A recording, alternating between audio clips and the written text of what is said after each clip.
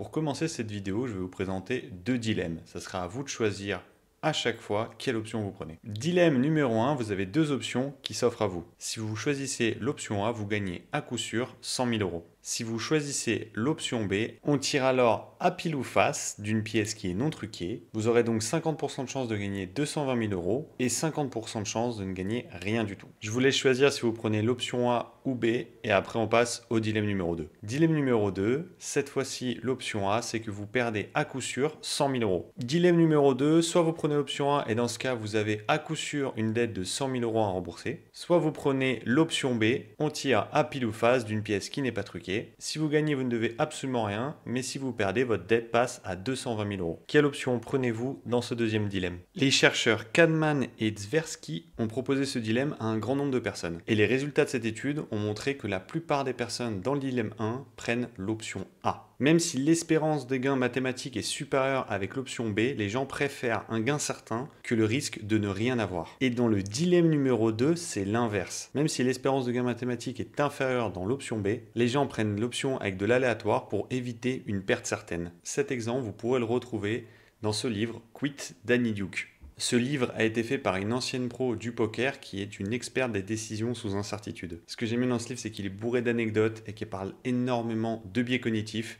Le but principal de ce livre, c'est de vous apprendre à savoir quand est-ce qu'il faut persévérer et quand est-ce qu'il faut renoncer. C'est un livre général qui nous apprend en fait à renoncer dans plein de situations. Et il y a quelques exemples sur des investisseurs en bourse ou des traders. L'un des exemples qu'elle a pris, c'est le cas des particuliers qui au moindre petit gain vont commencer à trembler des genoux en espérant ne pas perdre ce qu'ils ont gagné potentiellement. Cet exemple est encore plus flagrant si jamais vous avez déjà fait du trading. Dès que vous commencez à gagner, vous allez vouloir rapidement cristalliser les gains pour vous assurer une plus-value certaine. Par contre, si le marché ne va pas dans votre sens, vous n'allez absolument pas vouloir couper votre position parce que ça voudrait dire à coup sûr avoir une perte, alors que si jamais vous laissez le trade se prolonger un peu plus longtemps, potentiellement le marché va se retourner et vous pourrez potentiellement sortir en positif. Si on réagit de cette manière, c'est que pour notre cerveau, une perte financière fait 2 fois plus mal que ce qu'un gain positif nous procure en bonheur. Et maintenant, qu'est-ce qui se passe si on prend des données de vétérans de la bourse, des professionnels des marchés financiers? Eh bien, on se rend compte qu'à l'achat, ils surperforment leur indice de référence. Pourtant, on sait que les gérants de fonds, 99% font moins bien que le marché. Même si on ne prend pas les frais de gestion en compte, il y a quand même une autre chose qui les fait sous-performer, c'est leur vente d'actions qui est catastrophique. Ce deuxième indice ne montre pas leur performance face à l'indice de référence, mais leur performance si jamais on avait pris le même portefeuille qu'eux, mais qu'on avait vendu de façon aléatoire. Autrement dit, dès que le gérant de fonds vend un de ses actifs, nous de notre côté on en vend un de façon aléatoire et pourtant on arrive à le battre en performance. Dans le livre, il y a plein de raisons qui expliquent que ça, notamment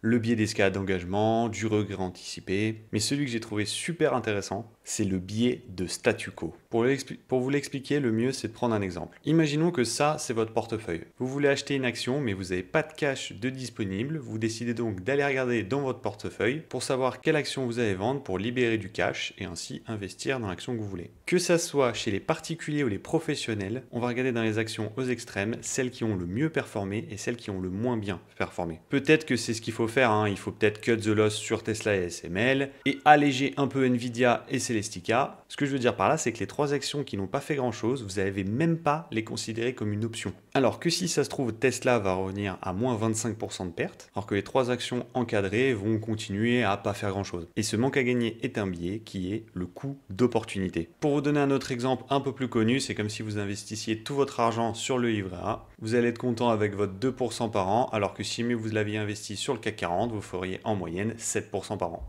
Honnêtement, je ne peux que vous conseiller ce livre, c'est blindé d'anecdotes. Elle y parle d'énormément de biais, les coûts irrécupérables, l'aversion à la perte. J'aurais pu faire 1 heure de vidéo tellement il y a de choses à dire sur ce livre. Et il n'est pas tourné que sur l'investissement ou sur le poker. Elle y parle par exemple de savoir si oui ou non vous devez rester dans votre job actuel. Et essaye de vous donner plein d'exemples pour savoir dans quelle situation il vaut mieux savoir renoncer que continuer. Comme elle dit elle-même en tant que joueuse de poker, savoir renoncer, c'est une compétence. Parfois, la meilleure décision, c'est de sortir de la table. J'espère que cette vidéo vous a plu. J'en ferai peut-être un épisode 2 parce que vraiment, il y a énormément de choses à dire. Sur ce, je vous donne rendez-vous la semaine prochaine pour mes quotidiennes et à dimanche prochain pour une nouvelle vidéo. N'hésite pas à liker si tu as aimé et je te dis à la prochaine. Tchuss!